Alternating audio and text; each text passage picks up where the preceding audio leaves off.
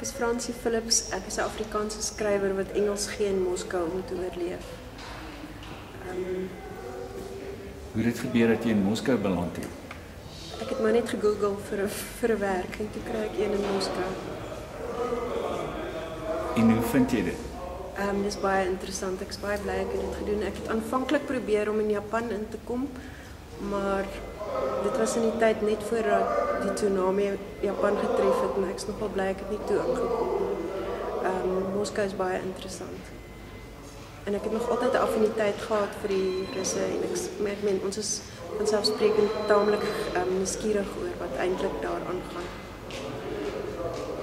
Is dit baie koud in die winter? Minus 23 was redelik normaal. By minus 15 het ons het my administrateur gekla omdat sy sê dis te warm, maar nie 'n pak op as dit so warm is. Dis koud, maar mens kry nie koud nie, want jy weet as jy koud gaan kry, gaan jy doodgaan. So jy doen iets daaraan. Dus op 'n sekere manier kry mens minder koud daar as hier. Die ding is net as jy probeer asemhaal by minus 23 vereis jou asem en dan stik jy daarin. Dis net mens mond in jou gesig wat bietjie koud kry. So daar is maniere om dit te hanteer, maar dit is koud. Stel die Russe nogal in letterkunde belang? Nie. Hulle stel in hulle eie letterkunde belang. Hulle stel in Afrikaans, in Afrikaners belang.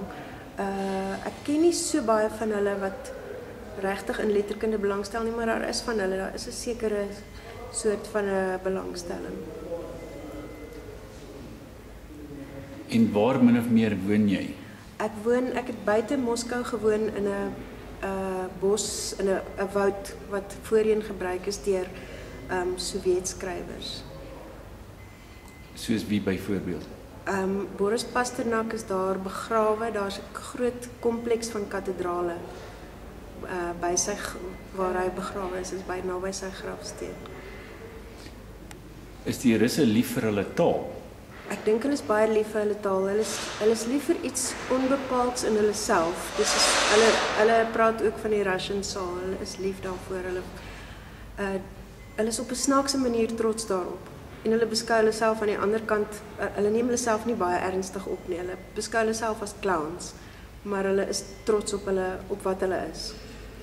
Is hulle ook nogal nasionalisties oor hulle geskiedenis? Ja, hulle is veral nasionalisties oor die Tweede Wêreldoorlog. Hulle beskou dit as iets waaruit die Amerikaners hulle eintlik verneek het. Hulle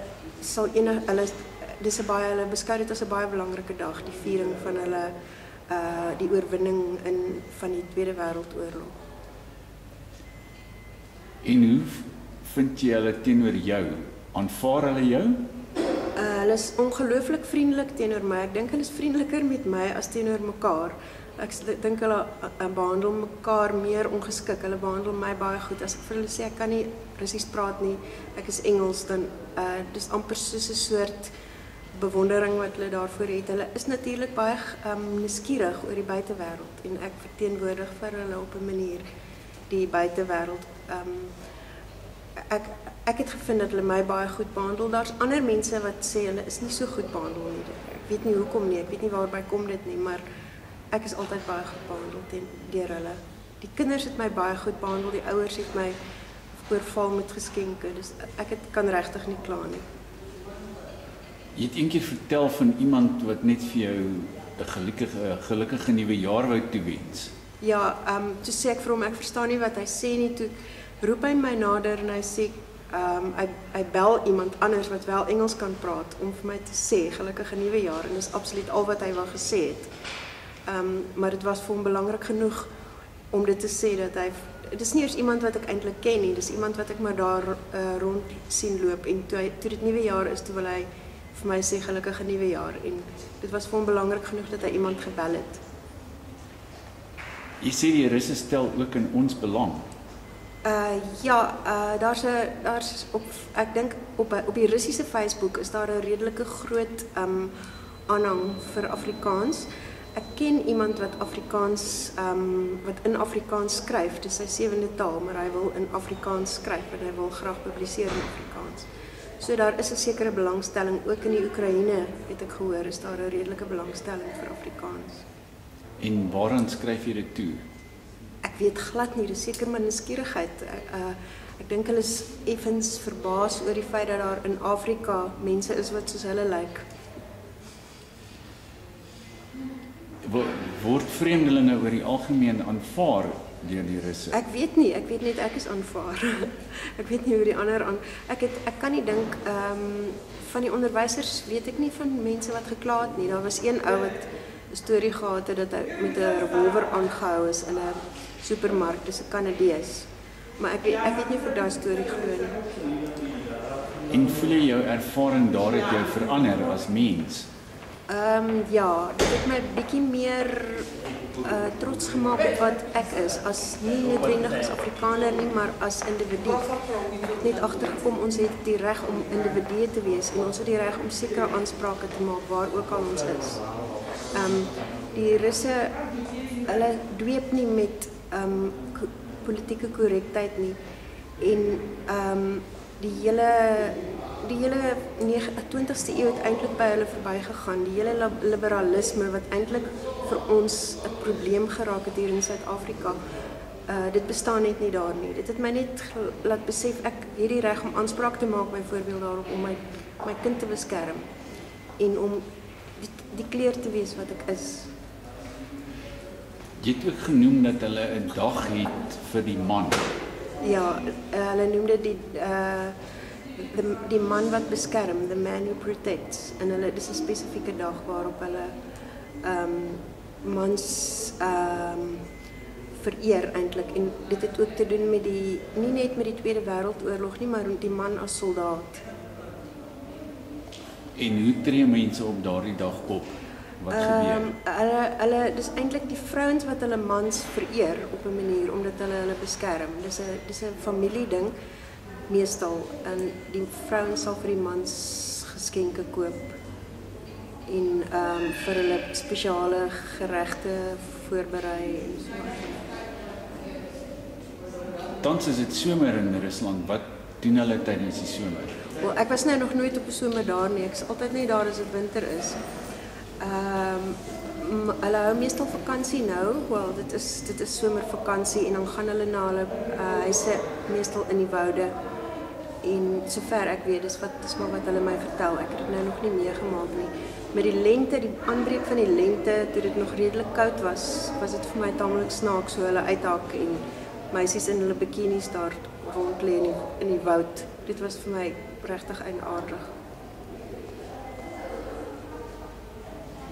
Sou jy jouself sien dat jy tussen Suid-Afrika en Rusland woon, reis? Dit is op die oomblik wat ek doen. Dis bietjie veel eisend want dit is partymal 25 uur vlug, maar dit is op die oomblik wat ek doen.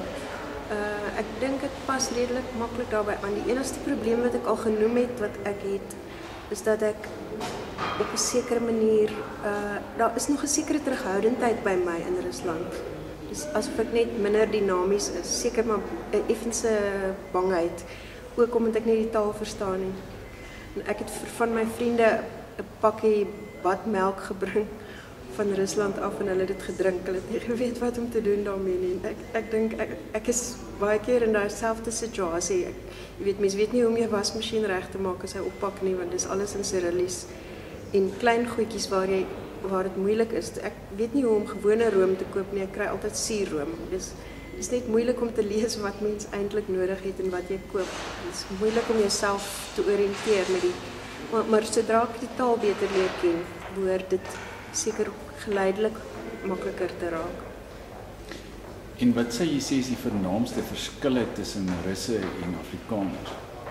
Ek weet nie, ek het nog nooit eintlik na dit alles daar is baie ooreenkomste, maar ek dink die belangrikste verskil is dat die Russe hulle self individuele vryheid toeëien. Ek weet nie of dit altyd so was nie, op die oomblik is dit definitief so. Dit het my baie sterk getref dat hulle hulle self regte toeëien wat die Afrikaners nie doen nie en dat hulle nie die skuldgevoel het wat die Afrikaners het nie. is hulle genaamd polities korrek? Hulle weet nie wat dit beteken nie. Ek het vir hulle een keer gevra vir van die studente wat beteken polities korrek. Toe sê hulle dis seker wanneer die meerderheid die minderheid in ag neem. Toe sê ek vir hulle hier by ons is dit andersom. Dis wanneer die minderheid die meerderheid in ag neem. Dus minderheid het nie regte nie terwyl die meerderheid het en hulle het dit andersom gesien. Ek weet ook by die Tsjeche het die Tsjechiese politieke attaché vir my kom vra wat beteken die woord polities korrek. Ek moes dit vir hom verduidelik. En die Oos-Europeërs is net nie so onderworpe aan die hele ding van politieke korrektheid nie.